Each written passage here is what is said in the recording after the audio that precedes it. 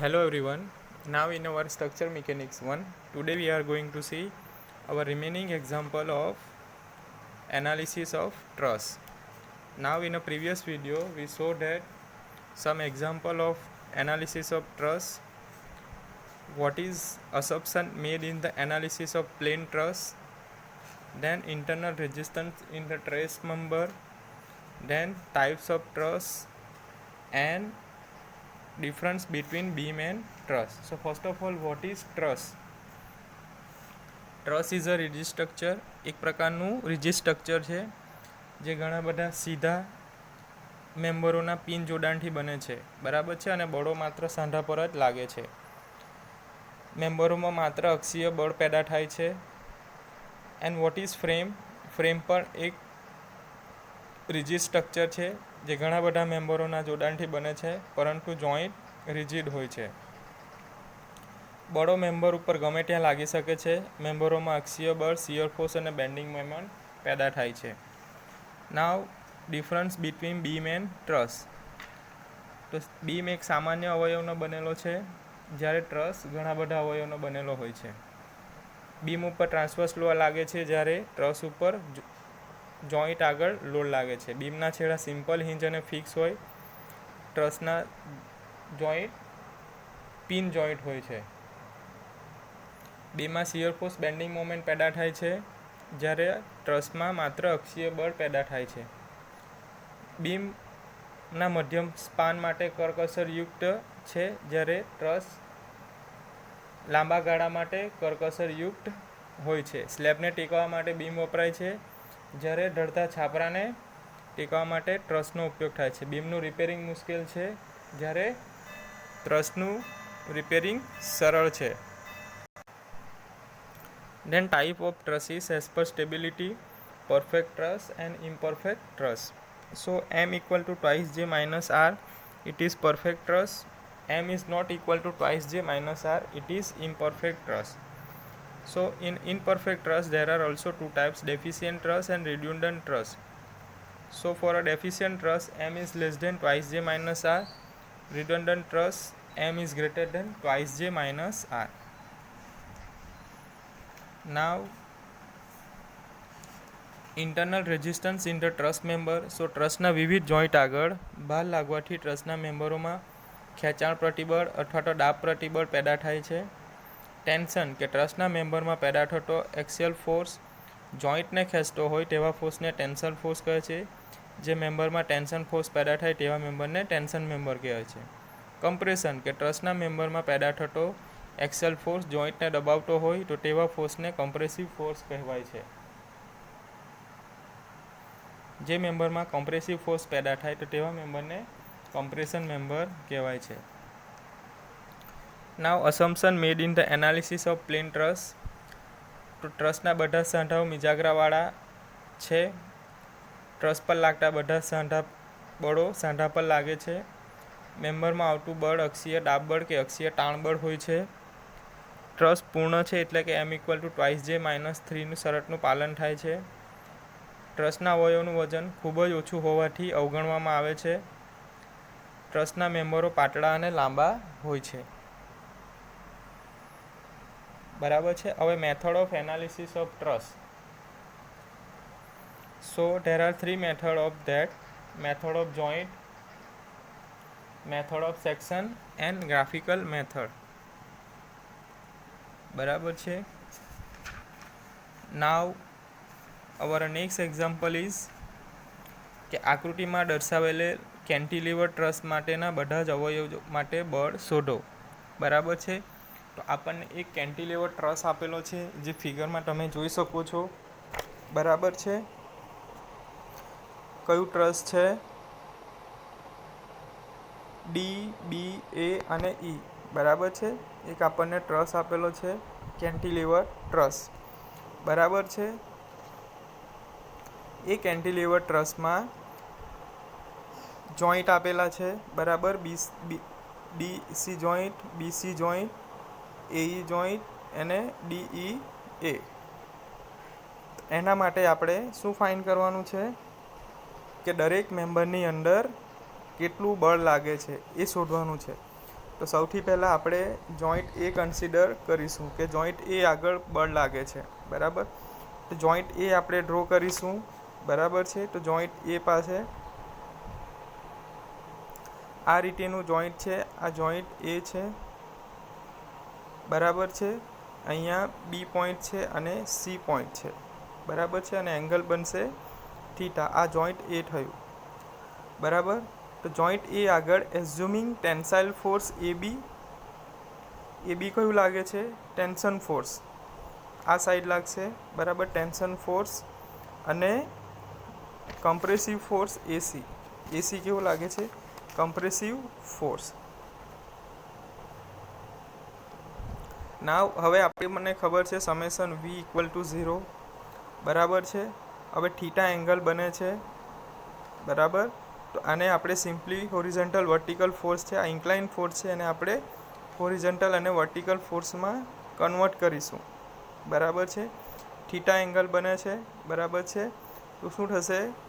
જે હોરિઝોન્ટલ છે એ F A cos theta, F AC cos theta અને એફ એસી સાઇન થીટા, બરાબર છે.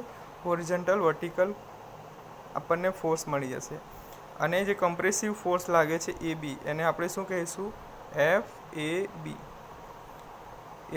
એ બી, બરાબર. હવે સમેશન વી વર્ટિકલ ફોર્સ, તો ગિવન ફિગરમાં એક જ વર્ટિકલ ફોર્સ લાગે છે. એ કયું વર્ટિકલ ફોર્સ છે? એફ એસી સાઇન થીટા, બરાબર છે. આ વર્ટિકલ ફોર્સ છે ઇઝ ઇક્વલ ટુ 60 ક્યાંથી આવ્યું? એ પોઈન્ટ ઉપર 60 કિલો ન્યૂટનનો ફોર્સ લાગે છે, એટલે 60. F A C sine theta is equal to 60, બરાબર છે.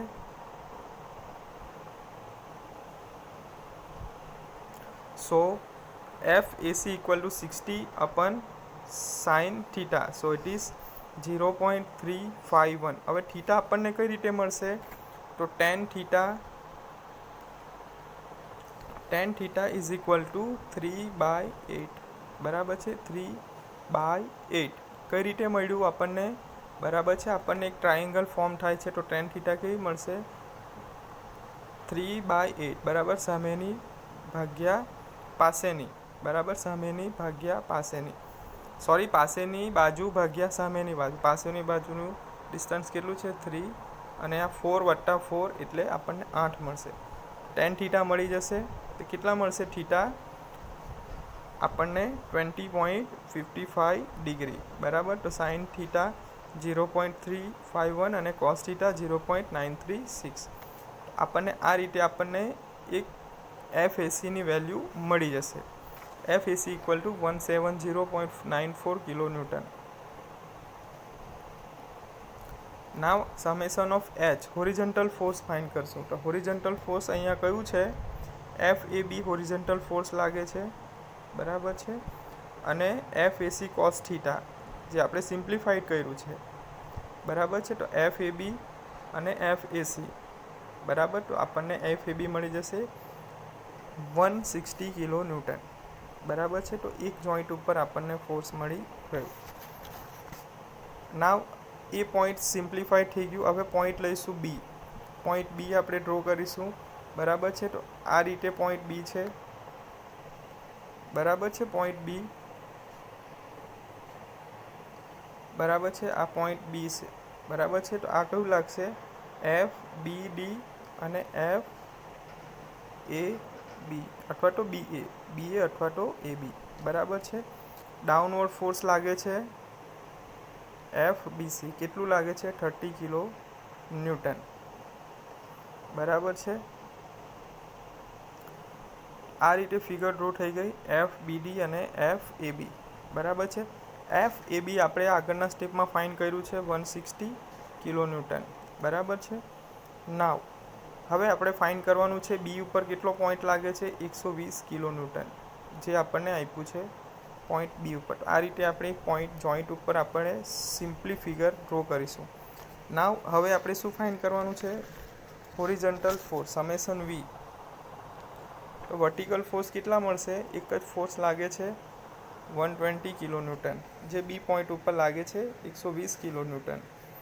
ના હોરિઝોન્ટલ ફોર્સ FBD આપણને મળશે FAB equal to 160 kilo newton. આપણને બી જોઈન્ટ પણ સિમ્પ્લિફાઈડ થઈ ગયું. નેક્સ્ટ છે જોઈન્ટ સી. હવે આપણે જઈશું જોઈન્ટ સી ઉપર. તો જોઈન્ટ સી આપણે ડ્રો કરીશું. બરાબર છે. સી જોઈન્ટ ઉપર કયા કયા ફોર્સ લાગે છે? આ સી જોઈન્ટ છે. ડાઉનવર્ડ ફોર્સ લાગે છે 30 કિલો ન્યૂટન. આ એક ઇન્ક્લાઇન ફોર્સ લાગે છે ડી પર. બરાબર છે. ધેન કેટલું ફોર્સ આવે છે બીસી? FBC કેટલો આવે છે? 120 કિલો ન્યૂટન. બરાબર. ઈ ફોર્સ લાગે છે. બરાબર. અને એ પોઈન્ટ ઉપર પણ લાગે છે. બરાબર છે.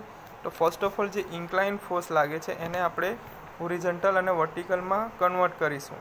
બરાબર છે. દરેક ફોર્સને હોરિઝોન્ટલ અને વર્ટિકલમાં કન્વર્ટ કરીશું. બરાબર છે. તો ડી ઉપર શું થશે? FCD cos થીટા, હોરિઝોન્ટલ cos થીટા અને વર્ટિકલ FCD sin થીટા. સેમ CE પોઈન્ટ પર FCE cos થીટા, FCE sin થીટા. એ પોઈન્ટ ઉપર FAC cos થીટા, FAC sin થીટા. બરાબર છે. આ રીતે આપણને સિમ્પ્લિફાઈડ કર્યા. ઇન્ક્લાઇન ફોર્સને આપણે હોરિઝોન્ટલ વર્ટિકલ ફોર્સમાં કન્વર્ટ કરીશું. બરાબર. હવે આપણી પાસે જે નોવન છે, આપણી પાસે કયા કયા ફોર્સ છે? FACની વેલ્યુ છે 170.94 કિલો ન્યૂટન, જે આપણે પહેલા સ્ટેપમાં ફાઇન્ડ કર્યું. FBCની પણ વેલ્યુ છે 120 કિલો ન્યૂટન, એ આપણે આગળ ફાઇન્ડ કર્યું. નાવ સેમ પ્રોસિજર સમેશન V અને સમેશન H ફાઇન્ડ કરીશું. બરાબર છે. તો સમેશન V, તો વર્ટિકલ ફોર્સ કયા કયા છે? FCD sin theta, FCE sin theta 120. બરાબર છે. વર્ટિકલ ફોર્સ લાગે છે. પ્લસ આ 30 kilo newton plus FAC sin થીટા. બરાબર છે. Anti clockwise left hand side અને ક્લોકવાઇઝ લેફ્ટ હેન્ડ સાઈડ. બરાબર છે.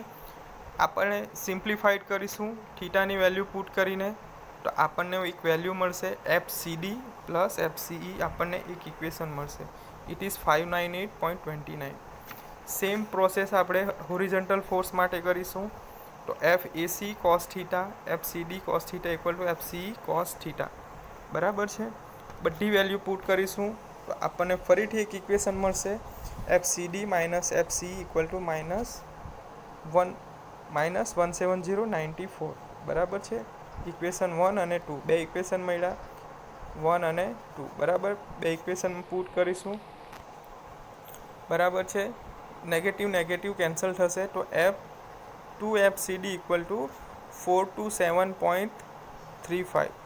FCDની વેલ્યુ આપણને મળી જશે 213.67. FCDની વેલ્યુ મળી ગઈ અને FCEની પણ વેલ્યુ આપણને મળી જશે. કોઈ બી એક ઇક્વેશનમાં પુટ કરીશું 1 અથવા તો 2માં, તો આપણને FCEની વેલ્યુ પણ મળી જશે. બરાબર છે. બધી વેલ્યુ આપણને મળી ગઈ. FAC, FAB, FBC, FBD, FCD અને FCE. બરાબર છે. તો આપણે હવે ટેબલ ફોર્મ કરીશું. Serial number 1 2 3 4 5 6 AB, AC, BC, BD, CD અને C. બરાબર. બધા ફોર્સ પુટ કરીશું અને એનું નેચર આપણે દર્શાવીશું. બરાબર છે. ટેન્શન છે કે કમ્પ્રેશન. બરાબર. તો આ રીતે આપણે કોઈ બી એક્ઝામ્પલ સોલ્વ કરી શકીએ કેન્ટિલીવર બીમ માટે. બરાબર. યાદ રાખો કે કેન્ટિલીવર બીમ માટે આપણે રિએક્શન ફાઇન્ડ કરીશું નહીં. બરાબર. સેમ આ એક્ઝામ્પલને આપણે ગ્રાફિકલ મેથડે પણ સોલ્વ કરી શકીએ. બરાબર છે. તો ફર્સ્ટ ઓફ ઓલ જો ગિવન ફિગર છે, બરાબર છે, જે આપણને આપ્યું છે, તો યોગ્ય સ્કેલ લઈને આપણે ટ્રસ દોરો. કેન્ટિલીવર ટ્રસ હોવાથી રિએક્શન શોધવાની જરૂર નથી. અને ટ્રસમાં ક્લોકવાઇઝ દિશામાં ABCDEFG પ્રમાણે બે નોટેશન દર્શાવો. આ રીતે સ્પેસ ડાયાગ્રામ તૈયાર થશે. બરાબર. આ રીતે સ્પેસ ડાયાગ્રામ તૈયાર થશે. વેક્ટર ડાયાગ્રામ દોરવા માટે યોગ્ય લોડ સ્કેલ લો. અહીં 1 centimetre equal to 10 kilo newton scale લીધેલ છે. બરાબર. એમાંથી AB equal to 120 divided by 620 is equal to 6 centimetre નીચે તરફ દોરો. અને બીમાંથી BC 60/20 3 સેન્ટીમીટર નીચે દોરો. બરાબર. તો આ રીતે આપણે નેક્સ્ટ વિડીયોમાં જોઈશું ગ્રાફિકલ મેથડ.